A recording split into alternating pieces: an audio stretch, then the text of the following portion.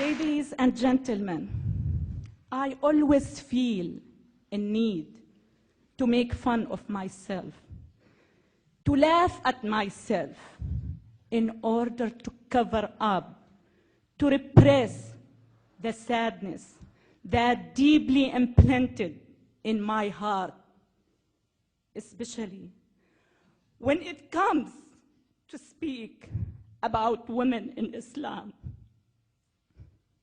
Now I am free, but I cannot forget my niece. She was forced to marry her cousin when she was 10. He was over 40. Her marriage was valid and legalized under the Islamic Sharia because Muhammad, the Prophet of Islam, married his second wife when she was 6. He was over 50. I always remember my niece coming back to her father's house, begging her not to send her back to her husband. He would say, in Islam, it is shame for a woman to leave her husband's house. God will reward you for obeying him. At the age of 25, my niece committed suicide by setting herself on fire. She was burned to death, leaving 4 children behind her. In 2002, the Saudi religious police stopped schoolgirls from leaving a blazing building because they weren't wearing the correct Islamic dress.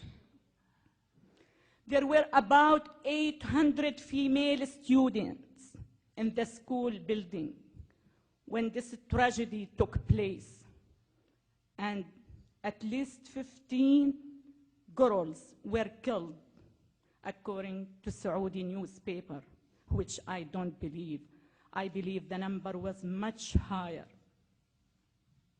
Because of that, and because of many, many human tragedies that I had witnessed in the first 3 decades of my life, I have decided to fight Islam. Please pay attention to my statement.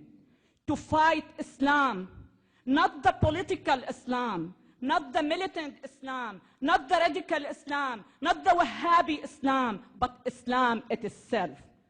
I truly believe that the West has invented these terms for the sake of being politically correct.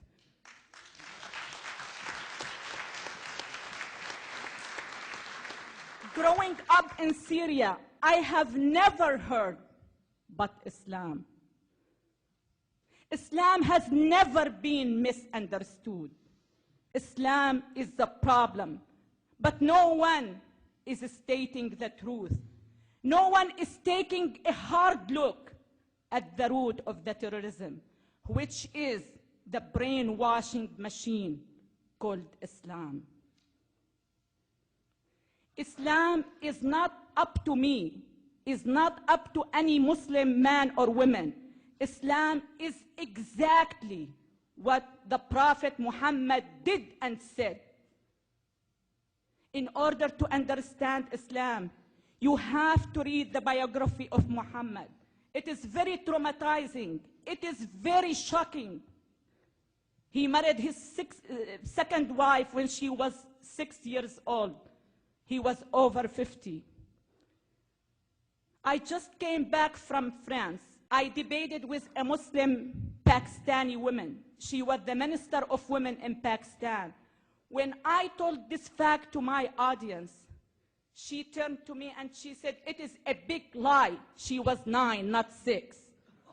It sounds like when a policeman stops you because you're driving over 100 miles per hour and you turn to him and say, "It is a big lie. I was driving 90 miles per hour, not 100 miles. She was 9, not 6. He married his second wife. She was his daughter-in-law. His son was adopted, and at that time it wasn't accepted by the pre-Islamic Arabic culture. So he turned to his followers and he said, I was told by God that adoption is forbidden. And adoption, believe it or not, has been forbidden in the Islamic culture, just to justify his marriage of his daughter-in-law. His third wife was Safiya. She was a Jewish woman. It was well documented, well written in our school book, that he attacked her tribe. He killed her father, her brother, and her husband at the same day he slept with her. That's what I call Islam. You need to know, you need to understand that Islam is the problem. I am sick and tired of people here in the West asking me to soften my message. I am sick and tired of people asking me, are you trying to change 1.3 billion people? Yes, I am trying. Yes, I am.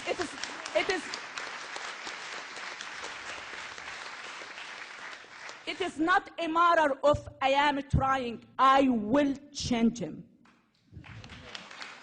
I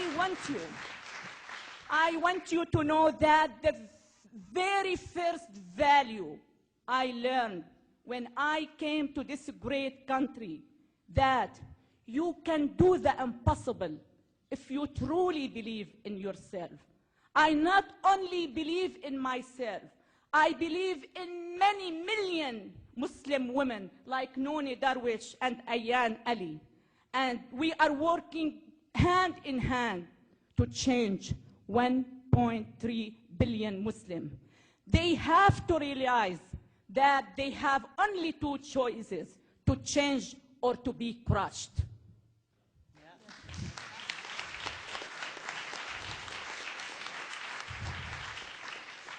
Please, please don't let your civilized way of thinking interfere with your defending your great country. Please, please defend your values. Please defend your freedoms. Defend the heaven you are living in. Don't take anything for granted. I don't. I enjoy every single moment of my American life. Just walking down the street by myself without being accused of being a whore is a bliss for me. Just chatting with my next door male neighbor without being accused of committing adultery is a bliss for me. Having a cup of coffee at Starbucks by myself is a bliss. Please, please don't take anything for granted. Please defend this beautiful country. My dream is to see my country, Syria, as free as America, not the other way around.